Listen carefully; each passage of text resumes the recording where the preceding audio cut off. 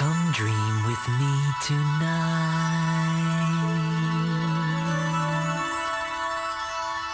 Hi, my name is Teddy Ruxpin. Can you and I be friends? I really enjoy talking to people. I would like you to meet some of my other friends too. We're going to have lots of good times together. Now, listen to this sound. That sound reminds you to open the book to page 1. Each time you hear that sound again, you turn a page, okay? There's a picture of Grubby. He's been a good friend of mine for a long time. Say hello to our new friend, Grubby. Oh, hi there. How are you? Remember, turn the page. Hey, Grubby, do you remember this song? Yeah, I sure do. Your friend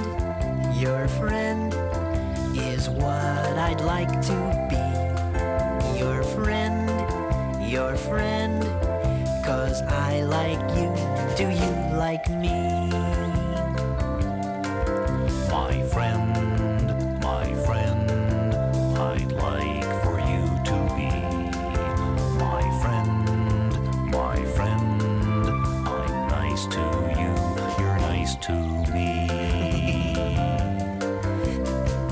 Friendship is a lovely word. It makes a lovely sound.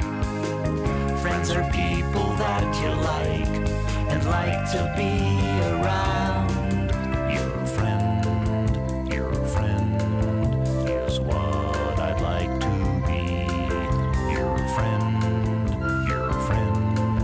'cause I like you. Do you like me? Of course, Grubby. My friend, I'd like for you to be. My friend, that's you, my friend. I'm nice to you, you're nice to me. Friends are people that you help when they have things to do. Friends are there to lend a hand when there are things that you must do. That's what friends are for. Your friend is what I'd like to be. Your friend,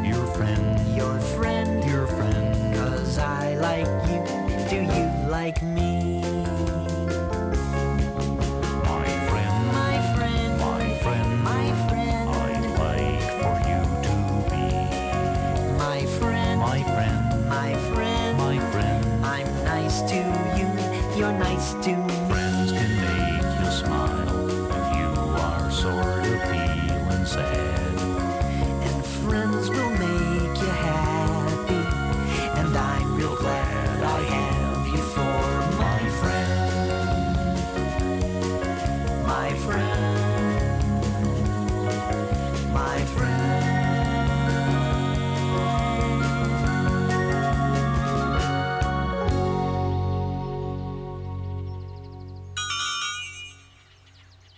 Grubby and I had always wanted to go in search of new and wonderful things.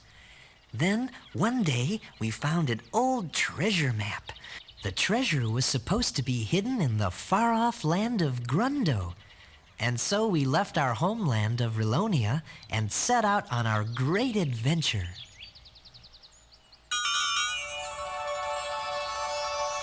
Let's go to far-off places and search for treasures bright. Grundo was a long way from Rilonia, and after walking for many days, it didn't seem like we had made much progress. Teddy, my feet are getting sore. I must have stepped on every rock between Rilonia and here. You didn't tell me that adventure seeking would be this hard on my feet. As you can see, Grubby does have a lot of feet to worry about. So we decided to camp there overnight. The next morning, Grubby's feet were better, and we continued on our journey. That was the day we met Newton Gimmick. Oh, Oh, hello there. My name is Newton Gimmick, but everyone just calls me Gimmick. I'm an inventor. Oh, yes, indeed. We discovered that Gimmick is a marvelous inventor. Oh, I think marvelous inventor might be exaggerating. It would probably be sufficient to say wonderful inventor. We also discovered that Gimmick is modest. We told Gimmick that we were on a journey to find a treasure.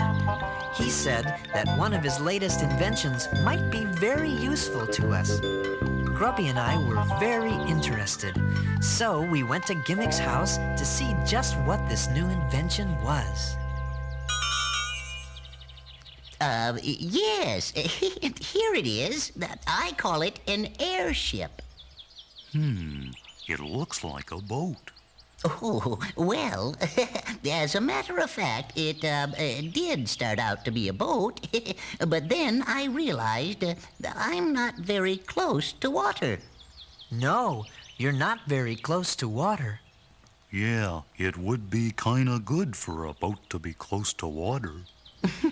Precisely. That was my exact conclusion. But then the idea hit me. If a boat could float on water, it could also float on air. If the air is hot, that is. Gimmick explained that by pumping hot air into a giant airbag under the ship, the hot air would rise and cause the ship to lift off the ground. It sounded logical, but somehow something didn't seem quite right. Teddy, something doesn't seem quite right. As the airbag filled with hot air, the ship began to lift off the ground. Hey, Teddy, it's working. Yes, just as I expected. Make sure all the tether lines are tight. Everyone, get aboard. The ship lifted off the ground, and Newton Gimmick was delighted with his new invention. But somehow something still didn't seem quite right. Do you know what it was? Teddy, something still doesn't seem quite right. And I think I know what it is. Whoa! Hey, we're tipping over! Watch out, Grubby!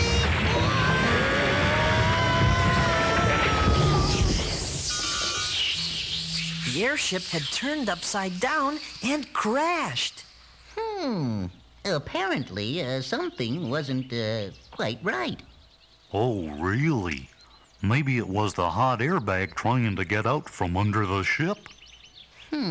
Yes, Grubby. That may be it.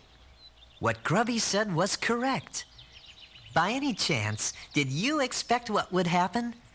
We discovered that the hot air should pull the ship up into the sky, not push it, which meant the ship would have to be suspended by ropes from the airbag.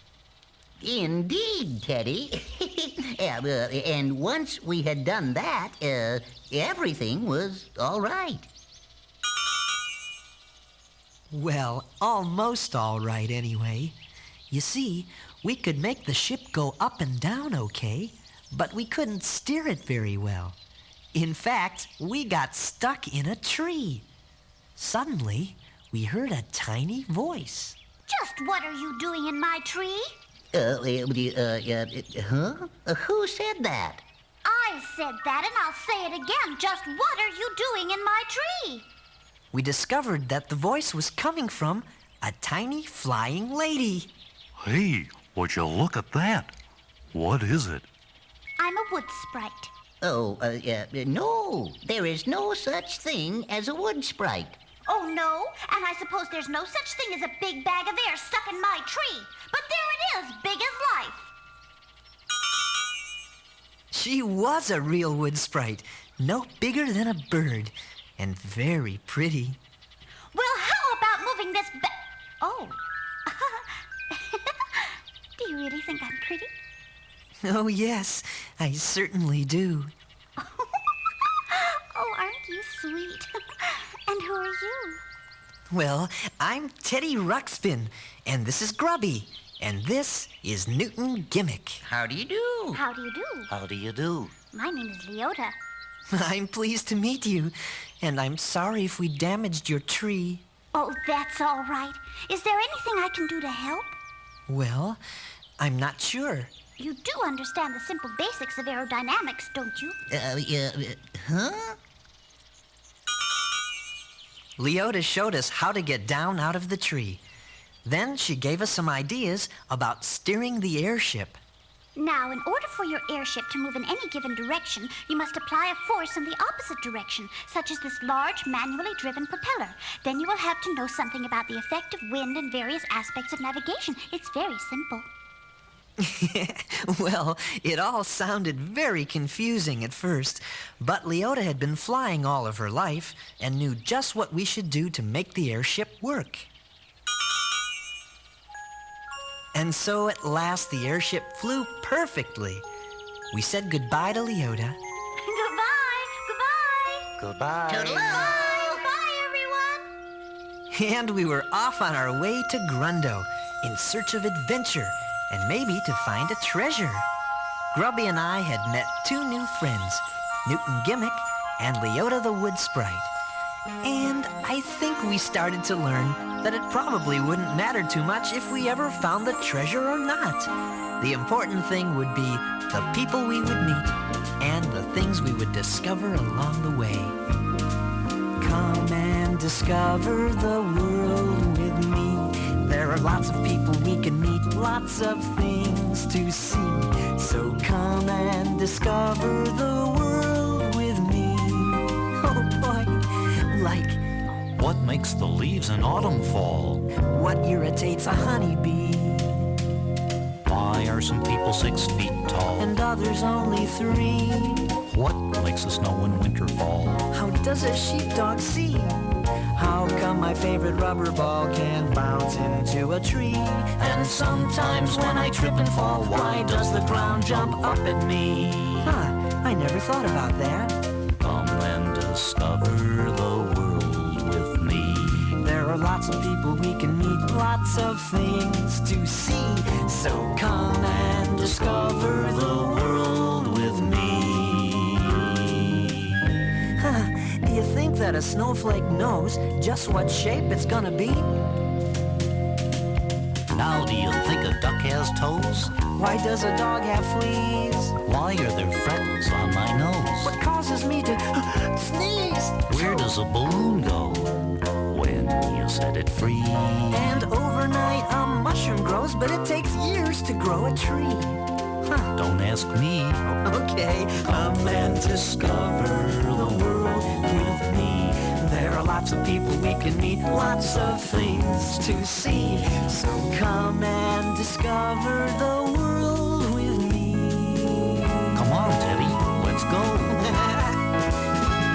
It's a world full of wonders, and it's here for you and me. Come and discover the